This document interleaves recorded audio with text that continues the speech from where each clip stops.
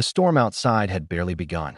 Yet inside a dimly lit bedroom miles away, a little girl's world was already collapsing. Her hands trembled violently as she clutched an old cracked phone, tears streaming down her swollen face. The night was heavy, the kind that pressed against the walls and made every sound echo with fear. Her small chest rose and fell in panicked gasps as she typed out the message no child should ever have to write. Her name was Emily Carter, barely 7 years old. Yet her eyes carried the weight of horrors she had seen too many times. Tonight was worse. Tonight, she watched her mother collapse to the floor, heard a sickening crack, and saw her mother's arm bend in ways arms should never bend. She didn't know what else to do, so she typed a desperate message to the only number she remembered from a school flyer about safety contacts. But she typed it wrong. And that mistake, that tragedy was going to change everything. She hit send. He broke Mom's arm. Please help us. Before we go further, if you believe in kindness, second chances, and the courage to help others when they need it most, then please like, share, and subscribe to our channel and tell us in the comments where you're watching from. It really helps this channel reach more hearts like yours.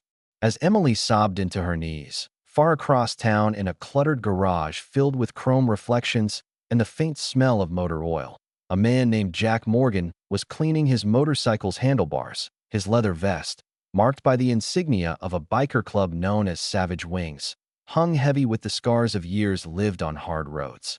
His face, though stern and intimidating, carried a shadow of grief lodged deep within him. Jack was known for his strength, his stoic presence, and his silence. But most of all, he was known for his inability to ignore someone in need. Tonight, when his phone vibrated with an unknown number, he expected a wrong number, maybe a spam text. What he read instead froze him mid-breath. He broke Mom's arm. Please help us. For a moment, Jack felt the ghosts of his own childhood work their way to the front of his mind. Memories of a violent father, a helpless mother, and a frightened little boy who prayed that someone, anyone, would come get them. No one ever came. But Jack had become the man he once needed. So he replied with only 3 words. Words that carried the weight of a promise he wasn't going to break. I'm on my way. Emily didn't know who had replied. She didn't care. All she knew was that her mother, Sarah Carter, lay unconscious on the living room floor. The man who hurt her, Sarah's boyfriend, Lucas Dean, was pacing in the kitchen drunk, mumbling toxic words only he understood. Emily's little heart pounded painfully as she hid behind the couch, clutching the phone like a lifeline. She kept checking the door. She kept checking her mother's shallow breathing. Every minute felt like an hour. The house felt like a cage, and every shadow seemed to move with malice. Meanwhile, Jack was storming out of his garage, leather vest thrown over his shoulders, boots pounding the ground as he woke up his motorcycle. The roar of the engine split the night silence, echoing through the empty streets as he raced toward an address he didn't even fully know. The little girl had typed the street name in a panicked mess, letters jumbled, numbers misplaced. But Jack had grown up in this town. He knew the neighborhoods, the small rental houses, the places where desperate families ended up when life cornered them. He followed instinct, intuition, and the small spark in his chest telling him that somewhere out there, a terrified child was counting on him. The rain began to fall harder, falling sideways, soaking his jacket, but he didn't slow down. He leaned into the storm, feeling the cold bite his skin, but refusing to care. The roads blurred past him as he scanned every block for signs of fear. And then he saw it, a faint porch light flickering like a heartbeat, a curtain moving as if someone small had just hidden. Inside, Emily was clutching her mother's fingers, whispering for her to wake up, begging her to stay alive. The moment Lucas rushed toward them again, she held her breath, hoping he wouldn't see her trembling behind the couch.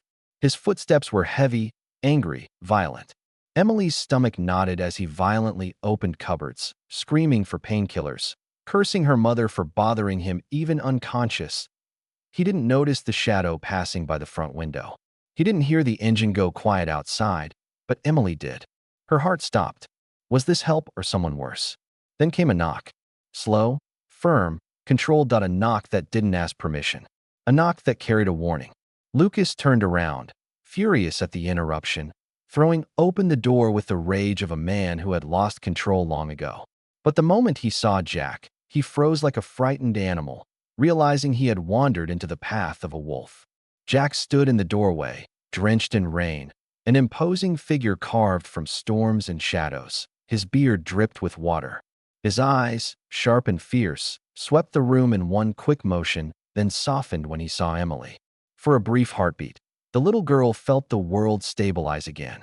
Jack entered without waiting for permission. His mere presence seemed to change the atmosphere, pushing the violence into a corner where it no longer had power. Lucas stammered, trying to regain the dominance he once wielded. But Jack's gaze silenced him instantly. Jack didn't need to shout, didn't need to threaten. He simply stood between the danger and the people he came to protect. Emily crawled out from behind the couch, trembling. When Jack knelt to her eye level, something in her broke, not from fear, but from overwhelming relief. She pointed to her mother lying on the floor, and Jack immediately moved to help her, checking her breathing, gently lifting her head. He handled her not like a stranger, but like someone who understood fragility. Lucas tried to protest, but Jack completely ignored him. He called an ambulance with his own phone, voice firm and steady. When Lucas stepped forward angrily, Jack finally turned around. His eyes hardened, the warning written in every line of his face. Lucas backed away, suddenly small, suddenly powerless. When the paramedics arrived, Jack stayed by Emily's side. He helped carry Sarah onto the stretcher. He rode behind the ambulance on his motorcycle through the pouring rain, determined not to leave them alone even for a second. At the hospital, he stayed awake all night, sitting in a stiff chair, letting Emily sleep with her head resting on his leather vest. From time to time, he checked on Sarah through the glass window, relief warming his features as her condition stabilized. By morning, the police had already taken Lucas into custody based on Emily's message and the medical findings. For the first time in a long time, safety didn't feel like a dream. It felt real. But what followed was something even Jack didn't expect. Sarah woke up with tears in her eyes, thanking him in a whisper, her voice fragile but filled with gratitude. Emily clung to him, refusing to let him go. And Jack felt something in him open up, something he had kept closed for decades. He had saved them, yes, but in a way they had saved him too. Saved from the loneliness that had followed him like a shadow. Saved from a life where he believed he wasn't meant to be someone's hero. Over time, Jack became more than a savior. He became family. He fixed their broken door. He helped Sarah recover. He took Emily on rides through quiet streets, slowly and carefully, letting her laugh again, letting her be a child again. The house that once echoed with fear now echoed with second chances. And before moving on to the last part of this story, please comment below. What would you have done if you had received a message like Emily's? Your voice matters. Over the months, Emily became stronger, happier, safer. Sarah found her courage again. And Jack, once a man lost in old wounds, found a purpose. Their lives intertwined in ways none of them expected. All because of a desperate message sent to the wrong number. Or maybe to the right one from the beginning. If this story touched your heart, please like, comment, share, and subscribe. Your engagement helps these life-changing stories reach more people who need hope, faith, and courage today.